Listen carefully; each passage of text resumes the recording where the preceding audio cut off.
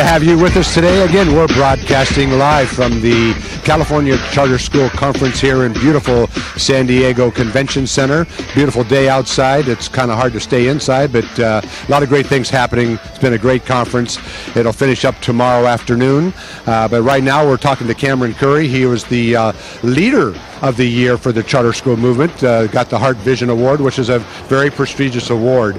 Once again, for those of you that maybe not been tuned into us, Senator Gary Hart, State Senator Gary Hart, and I keep making sure there's a difference because Gary Hart there was a Gary Hart that was a federal senator that got himself in a little bit of a trouble, and I want to make sure that nobody confuses him with the state senator Gary Hart that actually sponsored the charter school legislation back in 1992, and he was a Democrat that believed in parental choice, and he sponsored that legislation. Originally, it was 100 charter schools, and they finally dropped that cap, and now I think we got 900, and I think I heard yesterday, 915 charter schools in the state of California, more than any other state in the nation, and we're proud of that fact. But anyhow, we've got Cameron Curry with the Classical Academy in Escondido, California, that has made a big difference in our community, starting at the elementary district, and then they've now also have a high school that's, I think, 2 or 3 years old. Exactly. So talk a little bit about that transition. Well, yeah, what happened back in 1999 is we opened the Classical Academy to 210 students. Very shortly, by 2002, we were serving more than 100 families that were actually driving about 40 minutes to school from the Oceanside area over on the coast. Mm-hmm. And so they came to us and said, hey, would you help us open a second school so we can have a school of choice in Oceanside? And so we went through the chartering school process with Oceanside Unified School District, opened our second kindergarten through 8th grade program, our Coastal Academy. And then what happened was in 2005, collectively, both of our academies, our K-8 schools, were saying, what are you guys going to do for high school? Mm-hmm. And we never even thought about doing a high school. So what we did is we spent about 1.5 years in development where we spent some time, actually met with you, as I remember, right, and basically met with 25 of the top schools on the West Coast. We met with a couple schools in Idaho and also in Colorado, sat down with school developers and just said, hey, if you had to start all over again, what would you do differently? What's the sizzle in your program? And if we are going to start a charter school, what are some things that we need to be aware of? What should we be looking at? Right. We took all of that information, actually then had focus groups with our families and said, if we opened a charter school, what would that high school look like? Why would we open a high school? Because there's so many choices out there, what would make us unique? Sure. And so in 2006, we opened the Classical Academy High School to 9th and 10th graders, and now we are 9th through 12th. We have had 2 graduating classes. Just went through the renewal process with Escondido High School District, so we're on for another 5 years. So collectively, kindergarten through 12th grade, we serve around 2,200 students. In 2008, we tried to open another charter school in Vista. And as you know, being in our community, Vista has different ideas as far as school choice is concerned, and that's all right.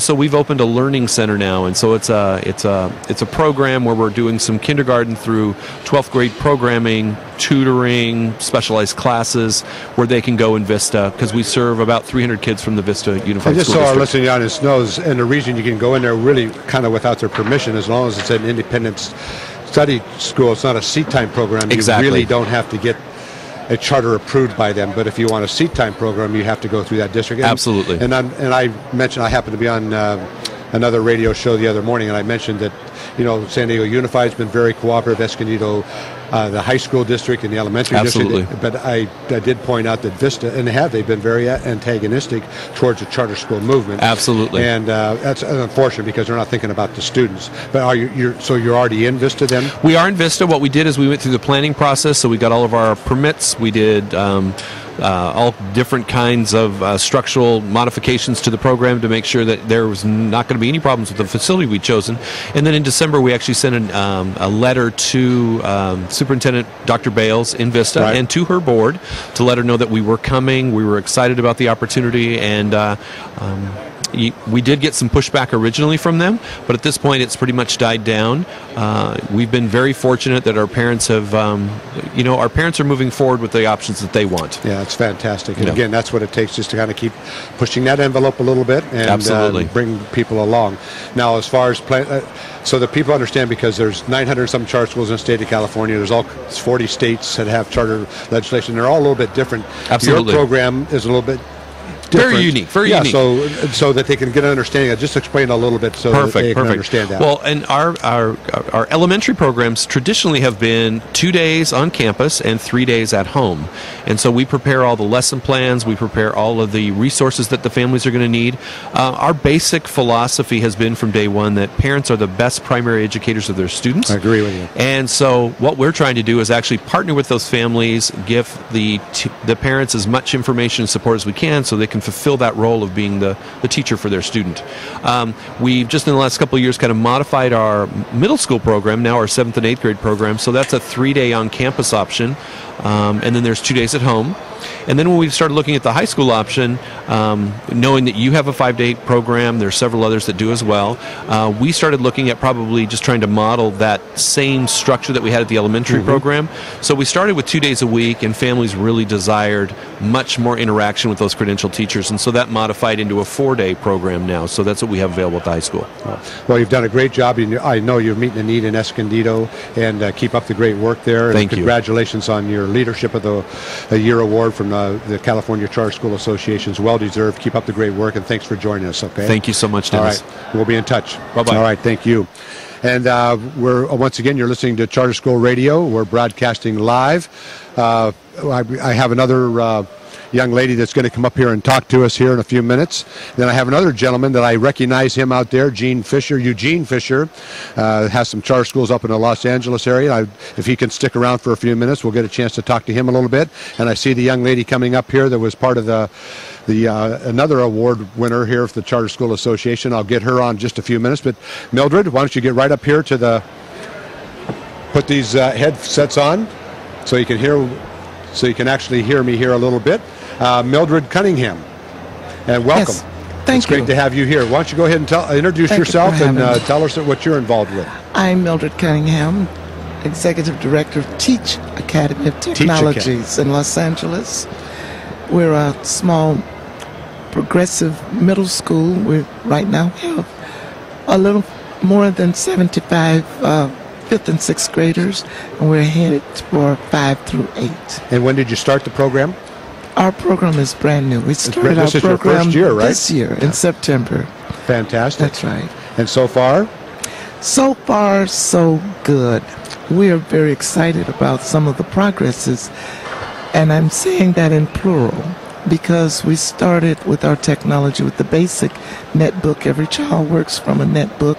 Of course, it's not the replacement of the pencil, but we have the netbook available to every student at our school. The second layer of the technologies is that we use the Quizdom. So that's an interactive learning program. We added that to our technologies where the children have been successful so far for the last month in having paper-free exams through the Quizdom, and it's a very interactive, very highly sensitive program usage in that there's instant feedback for every student. So they know right away how they did? They know exactly whether their answer was right or wrong. In my day, I knew that I was either right or wrong, but with Quizdom, there's a third leg to it. There's the right, wrong, and the explanation, which is very good. So instantly the teacher knows that the student has or has not logged in, is or is not correct with the answer, does or does not need a further explanation. Of course, they always do. But the good for the teacher is that that grade is instantly entered into her roll book. So it's just it's a very fabulous, very progressive. And our third advance or progress level is that we've recently added robotics. as an after-school program. It's a great program, isn't it? It really great. gets kids excited That's about right. the sciences and Absolutely. physics and all those things. 'Cause we have that at our school also, and Absolutely. it's really made a difference It's for kids. Making all. We have oversight through the University of Southern California. Oh, fantastic. So we're very excited about that. We're doing good things. So what's the goal for the program? Right now you have grades 6? We have grades 5 and 6. 5 and 6, and is your goal to stay there or to keep Our gradually goal going is up a to grade? go 5 through 8. 5 through 8. 5 through 8. And we're growing as we speak. So you're already actually. talking about next year enrollment and stuff like that? Next year enrollment is actually in constant enrollment. We enrolled a new student yesterday, as a matter of fact. So little by little. So you we're do moving. year-round enrollment? Year-round enrollment. Fantastic. And how did you get involved in this? Well, I'll tell you. What's your young age? My young age of 68. I spent 33 years as an employee of Los Angeles Unified School District, where I worked from children's centers through middle school to high school and closed out at middle school. Took a retirement 10 years ago 30. And had a good time. But I see the need. I've seen that need in the south part of Los Angeles. And it was my desire to leave something that I knew was so much needed in the community where children have an educational opportunity. Unfortunately, we're running up against a break here, but Sure. I know the passion you have. I can see it in somebody that isn't willing to sit back on the sidelines that wants to make a Couldn't do difference. Please keep that up. You're making a difference for our Thank you students. so much. Thanks for joining us. Thank you Okay, for having me. You're listening to Charter School Radio.